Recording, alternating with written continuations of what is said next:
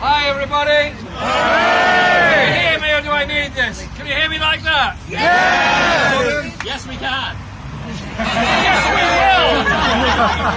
First of all, can we thank AJ for your sell-off? Good luck as a candidate. Gareth, where are you? He's behind you. Now, Gareth and I go back a long way, and you all know the club we support. I just want to make it very clear at this moment, I am not applying for the job of Arsenal manager. What do you mean? I live in 2 jobs. Gareth, are you applying?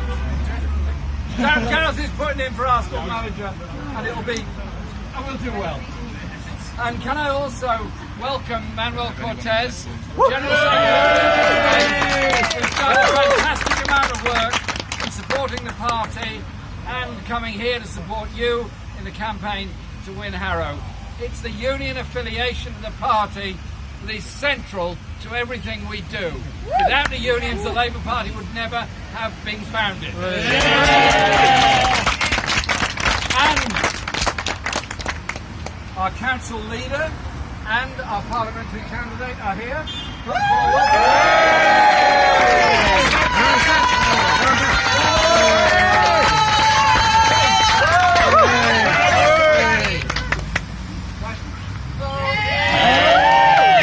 Because this campaign is about winning a majority on Harrow, gaining those seats we need to give ourselves an overall majority on the council. Absolutely crucial.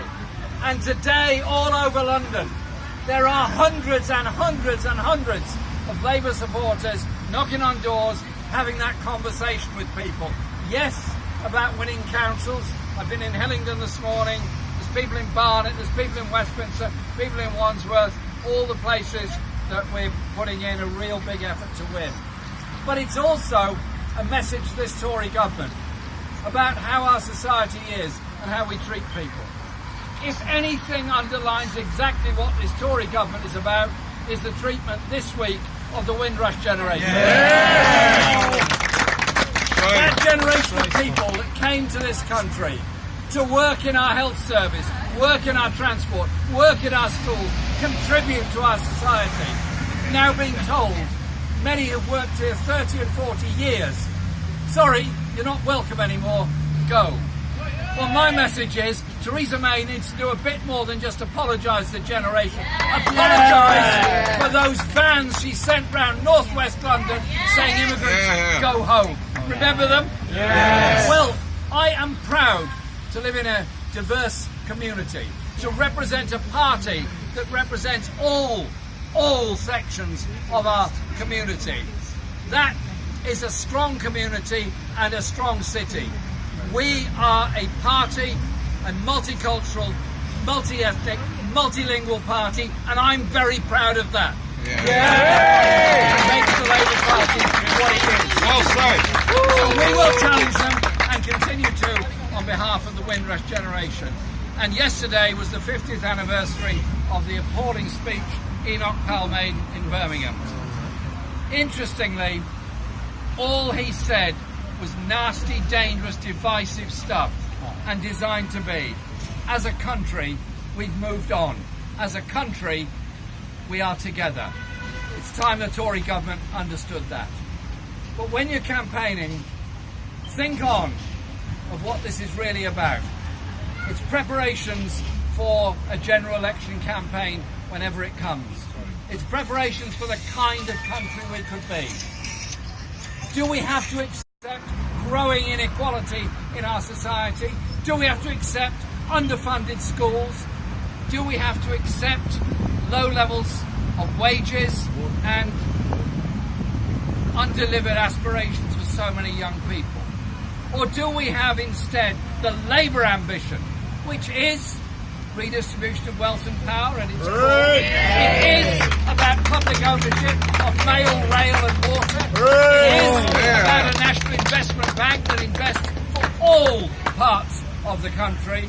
It is about a government that has a serious, effective, trading relationship with Europe and guarantees every European Union national the right of permanent residence in Britain as a welcome people to live and work within our society. And we've now launched a number of policy initiatives based around what we said in the general election.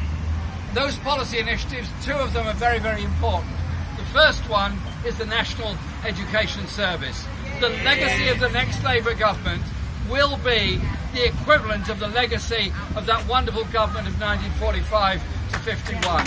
Their legacy was the National Health Service. Healthcare free at the point of need as a human right. Education is a human right as well. That's why we said that we would raise the taxes necessary from the biggest corporations at the top end to end the university fee system and to end college and adult education fees. But a national education service will go much further. It will ensure every 2-year-old gets a place in a nursery. It will ensure every child gets a free school meal in primary school and nursery.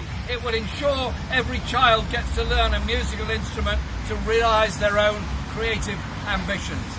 It will ensure that we value just as much somebody going to university to become a lawyer as we do somebody training to be a highly skilled carpenter, cabinet maker, mechanic, real parity of esteem and valuing people for what they are and providing an adult education service that's worthy of the name. One of the great legacies of Harold Wilson's government from 64 to 70 was the Arts Council and the Open University. I think it's disgraceful. This Tory government has slashed the funding for the Open University, courses being closed down, staff being forced to leave. We will fund that properly because we believe in people and their future. So this is about raising people's sights and aspirations. We're consulting now on education and I'd be grateful for your views on it by the end of June. There is a paper on the website. There is also, of course, paper versions available. We want everybody's views there so we can put a collective statement to conference in Liverpool at the end of September. The other policy area is housing. John Healey and I launched our housing policy on Thursday in London at the Local Government Association. Our document says this: the housing situation in London is appalling and is in crisis.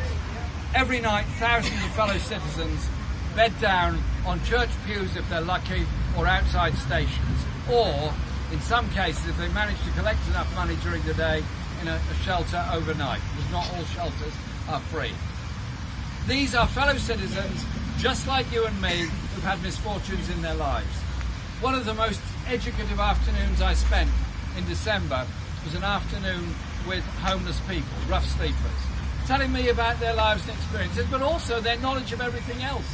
They're people just like you and me who want to do things in life, but difficulties have happened to them. Surely to goodness in society we can do better than that. And so, a Labour government would build 1 million homes, 500,000 of which will be council homes on social rent with lifetime tenancy. We will regulate the private rented market and we will ensure good quality, energy efficient housing is built. We'll have to re-equip the building industry to do it. There'll be many training, jobs and apprenticeships and growth involved in that. But if we put ourselves to it, we can achieve that. The alternative is what? Selling off of council properties, decanting of people, working class communities from their estates, that luxury flats can be built, which are kept empty as property investments for somebody who's bought them. What is the priority? To house all our people and all our children, or for somebody to make money out of our housing crisis? Our priority is housing all of the people. Great history. You can almost predict the life chances of a baby at birth. The one born in a house that's decent, that's warm, that's efficient, and all the comforts that go with it.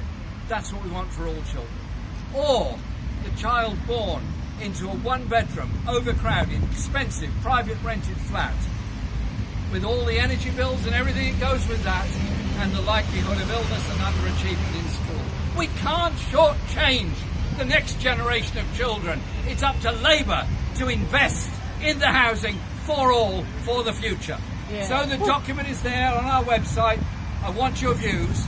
We want everybody's views on it. So again, we come to a collective view as a party, so that Labour government, whenever the election comes, goes into office dedicated to a national investment bank, dedicated to an expanding high-tech economy, dedicated to a decent health service, decent education and decent housing. Is that worth fighting for? Yes! Is a government dedicated towards human rights and justice around the world worth fighting for? Yes! Are you up for it? Yes! Then go out and do it. Thank you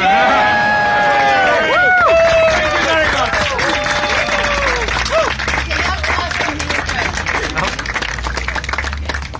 So we're all campaigning today. Is anybody going to educate us to how we're going to do it? You're going to do it.